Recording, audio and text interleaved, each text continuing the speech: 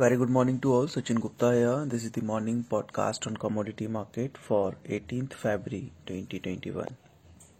In the yesterday trading session, we have seen the further downfall in gold and silver prices. Silver prices corrected almost 0.25% to close 69,197 levels, while gold prices slipped by more than 1.5% to close 46,220 levels.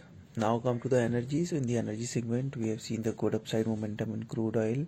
Price gained by more than 1.5% to close 4,422 levels. Natural gas prices gained by more than 6% in a day to close to 36.50 levels. In the base metal segment, almost all of the base metals traded into the negative territory. Copper prices slipped almost 0.5% to close 644.20 levels.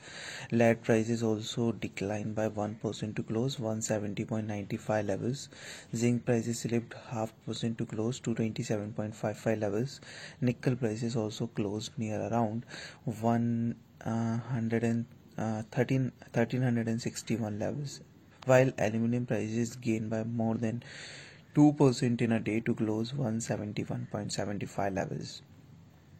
Now come for the day on the COMEX division. Gold prices trading near around $1,782.50 with 0.5% gain, and silver is also trading around 27.50 levels per ounce with 0.5% gain. WTI crude oil prices showing 1% gain and trading around 61.95 levels. Brent is also hovering around 65.38 levels.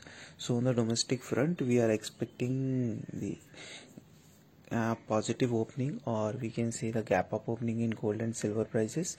If gold prices open between the range of 46,300 and 46,400 levels, then we can expect the further pullback in the counter till the level of 46,700 and 46,800 levels. However, on the downside, 46,000 would be the immediate support for the counter. Now come to the silver. If silver prices may also open between the range of 69,400 and 69,500 range.